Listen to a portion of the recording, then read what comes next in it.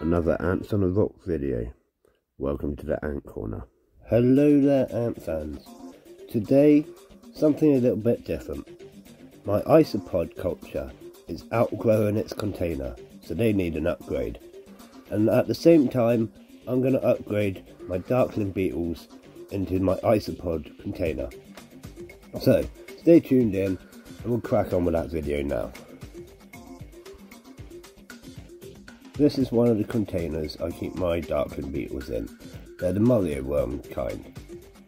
So what I do is I keep some oats in the bottom and I feed them regularly in this container. After about 6 weeks I move them to a new container with new fresh oats. And in here hopefully there will be some worms growing up. It's really handy to have your own supply of live feeders if you're feeding as many ants as I am. This is my current isopod setup. As you can see, it's quite jam-packed with hiding places and foods and different stuff for them. There's also tons and tons of springtails in there, but there is loads of isopods and they are needing an upgrade. So let's crack on with that.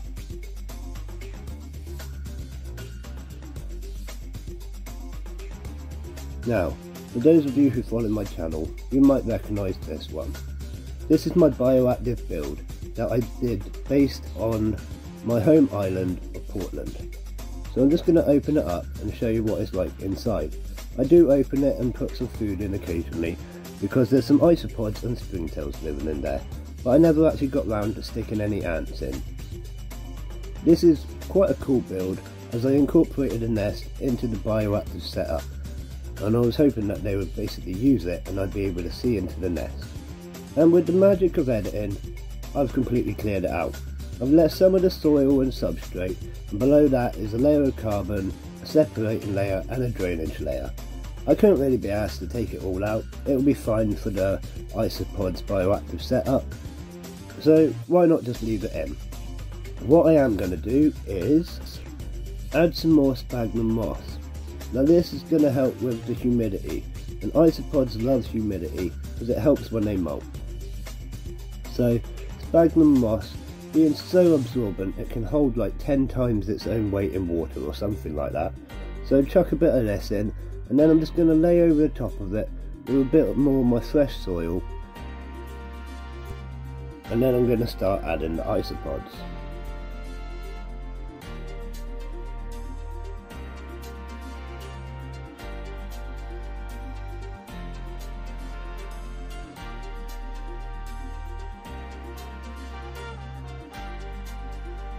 So here's my container of isopods currently. Gonna take the lid off and shake that over the pot. In goes some of this leaf litter. This is all stuff that comes out of the bioactive tank downstairs. You can see there's loads of isopods on this piece of driftwood. Loads more hiding under these pots. Obviously isopods love to hide, so you've got to have things like this for them to hide in. Some eggshell, they've got to have calcium in their diet to be able to reproduce their shells when they molt. And then I'm just going to pour it in and let them sort themselves out basically. Give that a nice little shake, flatten it off a bit, and there they go. Quite a few isopods in there, as you can see.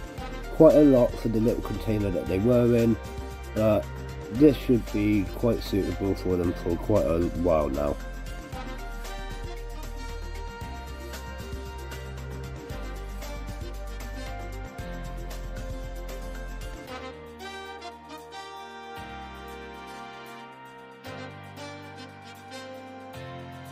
Next, I'm just going to chuck in a few pieces of cucumber. I like to give them cucumber because it's water as well, so it keeps them hydrated as well as fed. I also like to give them all the heads of mealworms and waxworms and any bits like that which are left over from feeding my ants. I'm just going to spray them down with some mineral water as well, and this will help the humidity level within the container. So, what do you think of this new isopod container?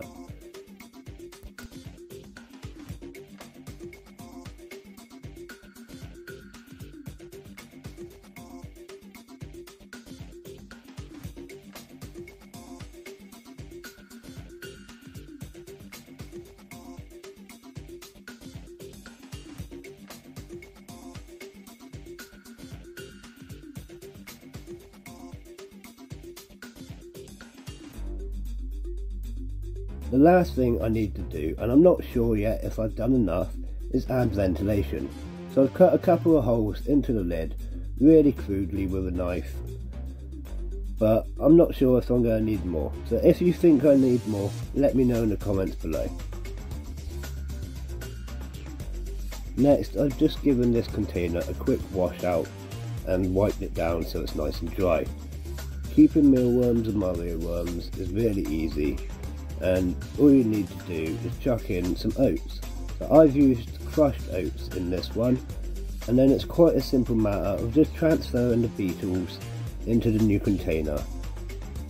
Obviously they like to have these egg box things. I'm also going to put a toilet roll cut in half so that they can hide and climb and do what they need to do.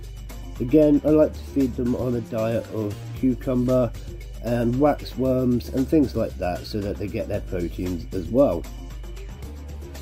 There is some in here, although they are hiding, they're all underneath, I promise you. Although it does look like there could be quite a few eggs in this container already, so that's perfect. We're going to leave them to hatch.